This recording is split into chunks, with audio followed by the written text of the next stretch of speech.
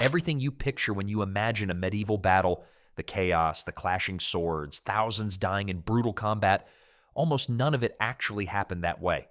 Historians have been hiding something about how these fights really worked, and once you see the evidence, you'll never watch another medieval movie the same way again. Forget everything Hollywood taught you about medieval combat. Those epic sword fights, the clashing blades, and heroic duels. Yeah, most soldiers never even owned a sword. Here's why. A decent sword cost roughly a year's wages for a peasant. A whole year. That's like someone today dropping $50,000 on a weapon. So what did regular soldiers actually carry? Spears, axes, sometimes just farming tools they sharpened the night before. The spear was king of medieval battlefields, and honestly, it makes perfect sense. You could train a farmer to use a spear in about a week. A sword? That took years of dedicated practice. When you need an army fast, you're not waiting around for everyone to become fencing masters. Now picture the absolute chaos of social inequality on these battlefields. You'd have some peasant levy soldier standing there with a sharpened stick and a leather cap. Right next to him, a knight decked out in gear worth more than the peasant's entire village. Talk about an awkward carpool situation. But here's where it gets interesting. Those cheap polearms actually gave untrained men a fighting chance against armored knights. Keep your enemy at a distance, poke him before he can reach you. This is exactly why Swiss pikemen became the most terrifying infantry in Europe. Just farmers with really long sticks, absolutely destroying professional warriors. The archaeological evidence backs this up completely. When researchers dig up medieval mass graves, they find skull fractures and blunt force trauma everywhere. Sword cuts? Pretty rare, actually. So where does our romantic image of sword fighting come from? Tournaments, judicial duels, entertainment for nobles. Not the brutal reality of actual warfare. And those expensive swords knights carried? They served a purpose beyond fighting. But that connects to something even stranger about medieval combat. Here's the thing about medieval combat that nobody tells you. It was exhausting, like completely and utterly draining. We're talking about men swinging heavy weapons while wearing 50 pounds of metal in weather that could range from freezing to boiling. Modern athletes collapse after a few minutes of intense MMA fighting, and they're wearing shorts. Now, add chainmail. Studies of recreated medieval combat show that even fit fighters hit complete exhaustion within 15 to 20 minutes of actual engagement. Your arms feel like lead, your lungs burn, your vision narrows, and some guy with an axe is still trying to kill you. This is why most medieval battles wrapped up in under an hour. The Battle of Hastings in 1066, that one lasted all day, and chroniclers wrote about it specifically because it was bizarre. Normally, you'd clash, someone would break formation, and then it was over. The actual fighting part was almost a formality. But here's where it gets interesting. Commanders figured out something clever. If your enemy has been standing in formation for 3 hours waiting for you, they're already tired. Their legs ache. They're thirsty. Maybe they've been baking in armor under the summer sun. So you wait. You let them cook. Then you attack fresh troops against exhausted ones. Suddenly, that numerical disadvantage doesn't matter so much. Heat exhaustion dropped soldiers before swords ever touched them. Men literally collapsed inside their helmets on warm days. Some suffocated, others had heart attacks from the strain. The romanticized version shows hours of heroic combat. Reality was more like a violent sprint followed by a marathon of running people down. Speaking of which, those cavalry charges you've seen in movies, yeah, they didn't work the way you think either. Here's the thing about cavalry charges that movies get completely wrong. Horses aren't suicidal. You can train a war horse to bite, kick, and shoulder enemies. You can breed them for size and aggression, but you cannot convince a 1,200-pound animal to sprint face first into a wall of sharp, pointy sticks. They're smart enough to have survival instincts. So what actually happened when knights charged infantry? The infantry ran away first. That was the whole point. 1,000 pounds of muscle and iron thundering towards you at 25 miles per hour is genuinely terrifying. Your body screams at you to move. Most men listen to that voice, and honestly, I can't blame them. But here's where it gets interesting. When infantry actually held their ground with spears leveled and nerves steady, the horses stopped, or veered, every single time. French knights at Courtrai learned this the hard way when Flemish peasants with pikes simply refused to break. The flower of French nobility got slaughtered in a muddy ditch. The famous charges that shattered enemy formations didn't physically shatter anything. They shattered nerve. They created gaps where terrified men scrambled over each other trying to escape. Cavalry then exploited those gaps, riding down scattered individuals rather than smashing through organized ranks. Swiss pikemen figured this out and became the most feared infantry in Europe. Their secret wasn't strength or special weapons, it was discipline. They trained themselves to stand absolutely still while death charged toward them. Turns out the psychological battle happened before any physical contact. The side that flinched first lost, which raises an obvious question. If holding formation was this important, what happened when one side finally broke? That's where the real killing started. Here's the thing about Hollywood sword fights. They're complete nonsense. Every movie shows blades slicing through armor like a hot knife through butter, sparks flying, metal parting like tissue paper, and audiences just accept it because it looks cool. Reality, a proper suit of plate armor made you basically invincible to slashing attacks. I'm not exaggerating. You could swing a sword at a fully armored knight all day long. You'd exhaust yourself before you scratched the paint. That steel was designed by people who really, really didn't want to die. Funny how that motivates excellent engineering. Now here's what surprises most people. A full suit of plate weighed around 45 to 55 pounds. Sounds heavy, right? But it was distributed across your entire body. Modern firefighters carry more weight than medieval knights did. Your mailman during Christmas season is basically a walking tank by comparison. And the mobility myth? Absolute garbage.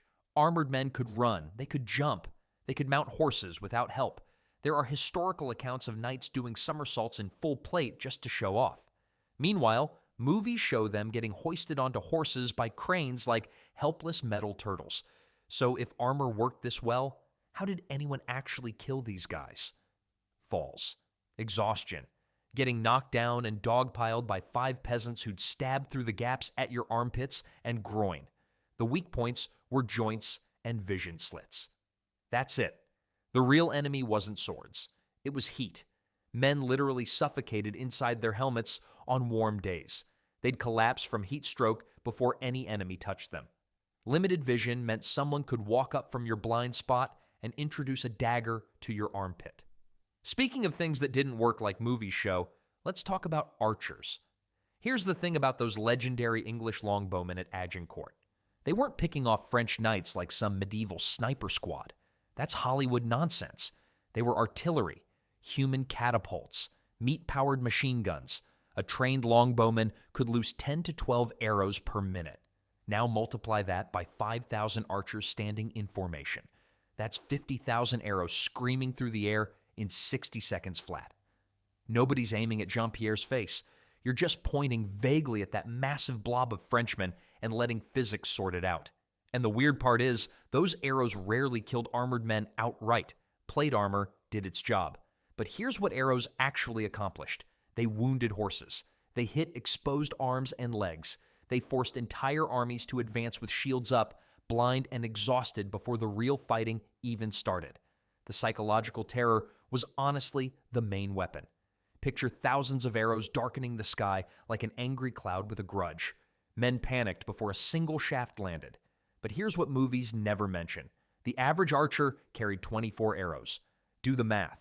At 12 arrows per minute, that's roughly 2 minutes of shooting before you're just a guy holding an expensive stick. 2 minutes, that's it. Smart commanders made those 2 minutes count. They'd pre-measure battlefields so archers knew exactly when enemies crossed the 200-yard mark. The moment that line got crossed, hell opened up. Then silence. Empty quivers. Archers either pulled knives and joined the melee or ran to collect arrows from corpses. Glamorous work, right? So those volleys were devastating, sure. But they weren't the main event, because once the arrows stopped flying, the real killing started. And most of those deaths, they didn't happen during the battle at all. Here's the thing about medieval battles that movies completely ignore. The fighting itself, that was almost the safe part. Roughly 80% of deaths occurred after one side broke and ran. Not during the clash of swords, not during the dramatic cavalry charge. After. When an army's formation collapsed, organized soldiers became hunters, and fleeing men became prey. Running away sounds smart until you realize what it actually means. You've dropped your shield, you've turned your back, you're exhausted from fighting. And there's a guy on horseback behind you who isn't tired at all. The math here is brutal. A man on foot covers maybe 10 miles per hour if he's sprinting. A horse? 25 to 30. Cavalrymen chase down fleeing soldiers for miles, picking them off like a lazy Sunday hunt. The Battle of Towton in 1461 left over 20,000 dead. Chroniclers wrote about bodies piled in fleeing lines stretching for miles across the English countryside. Most didn't die facing their enemies. They died with sword wounds in their backs. Medieval commanders understood this equation perfectly. Keeping your army from breaking mattered infinitely more than killing enemies. A disciplined retreat could save 90% of your men. A panicked rout could lose them all. And rivers? Rivers became absolute death traps. Men drowned under the weight of their armor. Crowds crushed each other trying to cross. At Towton, the river reportedly ran red, clogged with bodies. But here's the cruel twist. Nobles didn't face this slaughter. A knight on the ground was worth ransom money. Commoners? Worth nothing alive. So while peasant soldiers got hunted down like animals, captured nobles enjoyed wine and polite conversation while their families gathered the ransom. Speaking of that ransom system, it created something truly bizarre on medieval battlefields. Here's the thing about medieval warfare that nobody talks about. For every famous battle you learned about in school, there were dozens of sieges that killed way more people. But you won't find them in your history textbook. Why? Because watching people slowly starve isn't exactly exciting material. The math is brutal. A siege could last months, sometimes years, and the whole time, everyone's dying. Not from sword fights, from odd dysentery, typhoid, starvation, the kind of deaths that don't make for good paintings. And it wasn't just the people inside the walls suffering. The army sitting outside, they're camping in their own filth for weeks, drinking contaminated water, eating whatever they can scrounge. Thousands of soldiers died from bad toilets before they ever saw combat. My favorite myth is the boiling oil thing. Movies love showing defenders dumping cauldrons of bubbling oil on attackers. Sounds dramatic, right? Except oil was expensive, really expensive. You know what's free? Sand. Heat it up, dump it on someone, and it gets into every gap in their armor. Burns longer than oil, hurts worse, and you can scoop more from literally anywhere. Medieval people were cheap, not stupid. Then there's the mining. Forget battering rams smashing through gates like in the movies. The real siege experts dug tunnels under walls, propped them up with wooden beams, then set everything on fire. The tunnel collapses. The wall collapses. Way more effective than banging on the front door. The average battle lasted less than a day. The average siege lasted weeks or months. One got songs written about it, the other got mass graves. But sieges weren't even the weirdest part of medieval economics, because knights, they were basically walking ransom checks. Here's the thing about medieval warfare that really puts everything into perspective. A knight in full armor sitting on a trained warhorse represented more wealth than most villages would see in a generation. We're talking equipment worth roughly the same as a modern luxury car, maybe two. So when common soldiers faced a knight on the battlefield, they weren't just seeing an enemy. They were looking at a retirement plan. Capturing a knight alive could earn a peasant soldier more money than 10 lifetimes of farming would ever produce. 10 lifetimes? That's not an exaggeration. The ransom system turned battlefields into the world's most dangerous lottery. And the weird part is, everyone played along. Noble prisoners were treated like honored guests, fine food, comfortable rooms, maybe a chess game with their captor. Meanwhile, their families back home were selling everything they owned to pay the ransom, bankrupting entire estates to get Uncle Geoffrey back from that French castle. King Richard I's ransom in 1194 cost England roughly 100,000 marks.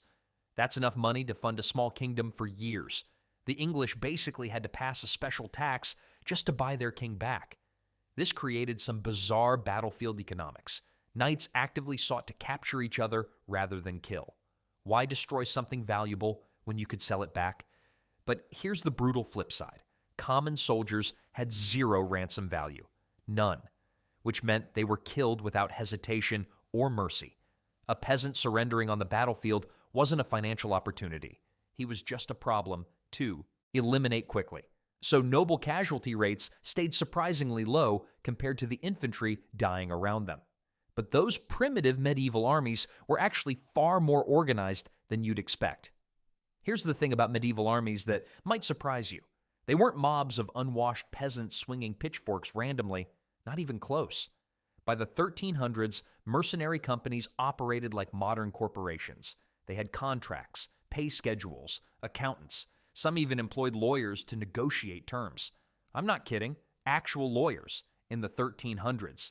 The free companies roaming France kept detailed financial records.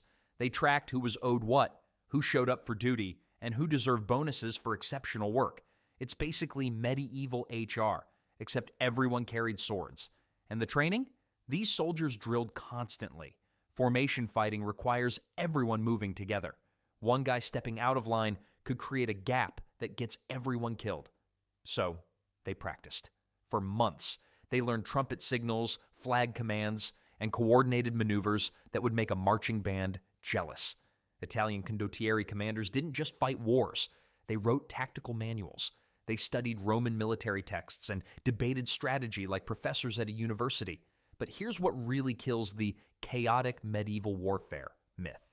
A medieval army on campaign was basically a mobile city. Cooks preparing thousands of meals, blacksmiths repairing equipment around the clock, clerks tracking supplies, surgeons preparing for casualties, supply officers calculating how much food the army needed for each mile of march. So where does this image of disorganized medieval chaos come from? Victorian historians. They desperately wanted to feel superior to their ancestors, made them seem more civilized by comparison. Turns out that propaganda stuck around longer than the facts did. These armies were professional killing machines wrapped in organizational structures that would impress a modern logistics company. Speaking of professionalism, their medical care wasn't quite the butchery you'd expect either. Here's the thing about medieval medicine. We picture barbers hacking off limbs while patients bite down on leather straps. Pure chaos. No skill. Completely wrong. Military surgeons in the medieval period actually knew what they were doing. They amputated limbs successfully, removed arrows without killing the patient, stitched wounds closed using wine as an antiseptic. Did they understand germs? Nope. But they noticed that wine-cleaned wounds got infected less often. Good enough. And honey. Medieval doctors slathered honey on open wounds constantly. For centuries, modern medicine laughed at this. Superstitious nonsense, they said. Then researchers discovered honey actually has powerful antibacterial properties. Medieval surgeons were right. They just couldn't explain why. The armor helped too. Sounds obvious. But think about it. A sword can't penetrate plates, so wounds tended to be crushing injuries or punctures through gaps. Nasty, sure, but not the deep slashing wounds that cause massive blood loss. Knights came off battlefields bruised and battered rather than carved open. Cauterization worked brutally but effectively. Hot iron pressed against a wound, stops bleeding immediately. Patients screamed, passed out, and then often survived. I've burned myself on a pan and nearly cried. These men took red-hot metal to open wounds and went back to fighting weeks later. Different breed entirely. Survival rates actually improved throughout the medieval period. Surgeons shared techniques, wrote them down, passed knowledge to apprentices. By 1400, battlefield medicine looked almost organized. My grandfather used to say doctors today just Google everything anyway.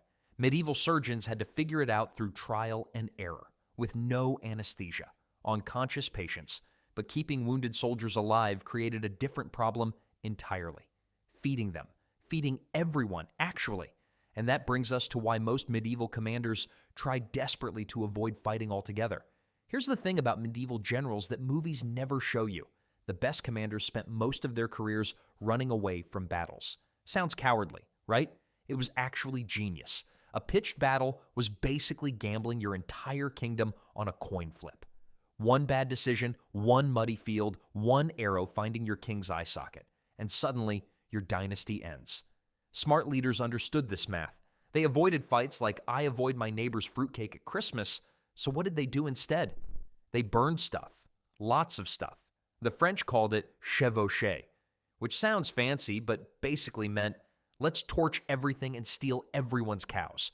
Edward III perfected this strategy. He rampaged through France for years, destroying farms, slaughtering livestock, and turning productive land into wasteland. All while actively avoiding the French army chasing him, the French wanted a heroic battle. Edward wanted their peasants to starve. And the weird part is, it worked beautifully. See, controlling territory meant controlling food production. No crops meant no taxes. No taxes meant no money for soldiers. No soldiers meant your enemy eventually surrendered without you risking a single night. Why fight when you can just wait for starvation to do the job? Medieval kings also understood something crucial. Their throne depended on their army. Lose that army in one afternoon, and suddenly every ambitious cousin starts measuring the crown. The political cost of losing was catastrophic. This explains why so many medieval wars look boring on paper. Two armies march around, burn some villages, negotiate for months, then go home. No epic clash, no decisive victory. But speaking of factors that decided battles, sometimes the ground itself became the deadliest weapon on the field. You know what actually decided most medieval battles? Mud, rain, a frozen river at the wrong moment. Tactics get all the glory in history books, but Mother Nature was the real general on most battlefields. Take Agincourt. The French had more knights, better equipment, and overwhelming numbers. Should have been a massacre. But here's what happened. It had rained heavily the night before. The battlefield was freshly plowed farmland. When those French knights charged in their heavy armor, they weren't running across solid ground. They were wading through knee-deep mud. Men fell face first and literally drowned in a few inches of water because they couldn't get up. Their fancy armor became a death trap. English archers just stood on firmer ground and picked them apart. The French didn't lose to English tactics. They lost to dirt, and it gets better. The Battle of Lake Peipus in 1242 saw Teutonic knights charge across a frozen lake in early April. Spring ice, heavy armor. You can probably guess what happened next. The ice cracked, and some of the most elite warriors in Europe sank like armored stones. Smart commanders understood this completely. They'd refuse battle on unfavorable ground even when they outnumbered the enemy 3-1. Why risk everything when the terrain wants to kill your men for you? Sun position mattered too. Nobody wants to fight with sunlight blinding them. Elevation meant your enemies had to charge uphill while exhausted. Footing determined whether your cavalry could charge or would slip uselessly. The boring truth? Picking the right battlefield was more important than any brilliant tactical maneuver, which explains why medieval commanders spent so much energy trying to make enemies fight on their terms. But that's exactly where the next problem started.